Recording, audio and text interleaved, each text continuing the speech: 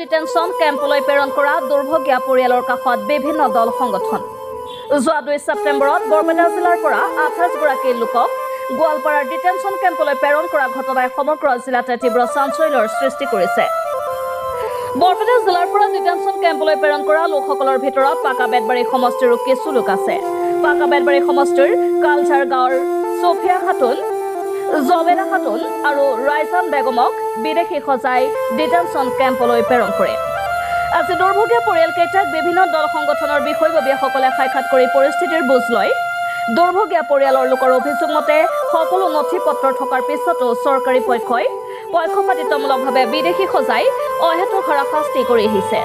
ই অসমৰ মুছলমান সমাজৰ বাবে এক শাস্তি। ইয়াৰ দ্বাৰা চৰকাৰে বিশেষ এক শ্ৰেণীৰ লোকৰ নাগৰিকত্ব হৰণ কৰাৰ চক্ৰান্ত চলাই আছে। মনিৰুজ্জামানে চৰকাৰক সংখ্যালঘু লোকৰ ওপৰত চলোৱা এনে অমানৱীয় কাৰ্যৰ বিৰোধিতা কৰি NRC উন্নতিকৰণৰ যোগেদি এনে কাৰ্যকলাপ বন্ধ কৰিবলৈ আহ্বান জনায়।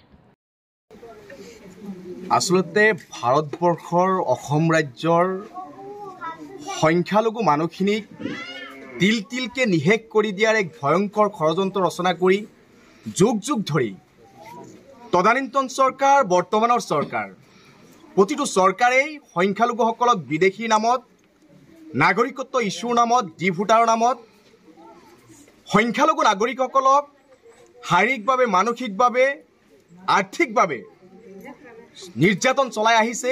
সিদিনা 2 তাৰিখে বৰপেটা জিলাৰ 28 গৰাকীকে ভাৰতীয় নাগৰিকক এক্স পাৰ্টি জাজমেণ্ট ওলাই তেওঁলোকক ডিটেনশ্যন কেম্পলৈ প্ৰেৰণ কৰা হৈছে। এই ঘটনাটোক আমি তীব্ৰ ভাষাৰে নিন্দা জনাইছোঁ, গৰিহণা জনাইছোঁ। এইকাৰণেই যে এই 28 গৰাকী পৰিয়ালক বা ব্যক্তিক কোনো ধৰণৰ নোটিছ নিদিয়াকৈ ষড়যন্ত্ৰমূলকভাৱে তেওঁলোকক গাঁওবুঢ়াৰ হতুৱাই চক্ৰান্ত কৰি মাতি নি ডি ভোটাৰৰ সমস্যা সমাধান কৰাৰ প্ৰতিশ্ৰুতি প্ৰদান কৰি মিছাৰ আশ্ৰয় লৈ এওঁলোকক মাতি নি তেওঁলোকক কৰায়ত্ব কৰি ডিটেনশ্যন কেম্পলৈ প্ৰেৰণ কৰা হ'ল। গতিকে এই পৰিয়ালখিনিৰ কাষত আহি আজি আমি থিয় হৈছোঁ। আমি লক্ষ্য কৰিছোঁ আজি কালজাৰৰ আশে পাশে থকা 3টা পৰিয়াল, ছফিয়া খাতুন, জবেদা খাতুন আৰু এগৰাকী ব্যক্তিৰ প্ৰত্যেকজন ব্যক্তিৰ নাগৰিকত্ব প্ৰমাণ কৰিব পৰা প্ৰতিটো ডকুমেণ্টছ এওঁলোকৰ হাতত মজবুত আছে। কিন্তু বৰ্ডাৰ ব্ৰাঞ্চে বা FTA এওঁলোকক কোনো ধৰণৰ নোটিছ নিদিয়াকৈ একপক্ষীয়ভাৱে এক্স পাৰ্টি জাজমেণ্ট ওলাই আজি তেওঁলোকক কাৰাৰুদ্ধ কৰি ৰখা হৈছে। ভাৰতীয় নাগৰিকসকলক ষড়যন্ত্ৰমূলকভাৱে সেই নাগৰিকগৰাকী কোনো ধৰণৰ অপৰাধী নহয়, তেওঁ কোনোবা হত্যাকাণ্ডৰ লগত জড়িত নহয়, তেওঁ কোনোবা গেং ৰেপৰ লগত জড়িত নহয়, চুৰি ডকাইতৰ লগত জড়িত নহয়।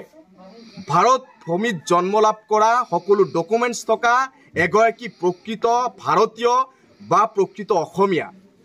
সেই মানুহখিনিক আজি চৰকাৰী ষড়যন্ত্ৰমূলকভাৱে ৰাজনৈতিক মেৰ চক্ৰত পেলাই ভাৰতীয় নাগৰিকসকলক মিছাই যে অত্যাচাৰ কৰা হৈছে, এই অত্যাচাৰ বন্ধ কৰিব লাগে।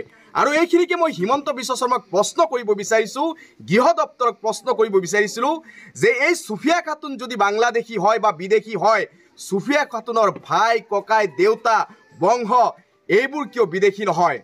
এজন ব্যক্তি পৰিয়ালৰ মাজৰ পৰা কেনেকৈ বিদেশী হ'ব পাৰে? আচলতে ৰাজ্য চৰকাৰৰ গৃহ দপ্তৰৰ নেতৃত্বত FT চলে আৰু FTৰ তেওঁলোকৰ মেম্বাৰসকলৰ মাজত এক প্ৰতিযোগিতা চলে, কোনে কিমান বিদেশী বনাব পাৰে। কাৰণ তেওঁলোকে চৰকাৰী যি মেচিনাৰী, সেই চৰকাৰী মেচিনাৰীত তেওঁলোক আবদ্ধ হৈ আছে FT মেম্বাৰসকলে, আৰু পক্ষপাতমূলকভাৱে ৰায় প্ৰদান কৰি এই নিৰীহ জনতাক, যি জনতাৰ হাতত কোনো ধৰণৰ কেছ চলাবলৈ টকা পইচা নাই, দুবেলা দুমুঠি অন্ন যোগাৰ কৰিবলৈ তেওঁলোকৰ পইচা নাই, এই সহজ সৰল গয়া অশিক্ষিত মানুহখিনিক ডি ভোটাৰৰ নামত দীৰ্ঘদিনে এক অত্যাচাৰ চলাই থকা হৈছে। গতিকে এই অত্যাচাৰ বন্ধ কৰিব লাগে। গৃহ দপ্তৰৰ দায়িত্বত থকা অসমৰ মুখ্যমন্ত্ৰী হিমন্ত বিশ্ব শৰ্মাক কৈছোঁ যে আপুনি দীৰ্ঘদিন অসম চুক্তি মন্ত্ৰী আছিল, আপুনি সেই অসম চুক্তি মন্ত্ৰী থকা সময়লৈ এতিয়ালৈকে কিয় অসম চুক্তি ৰূপায়ণ কৰা নহ'ল?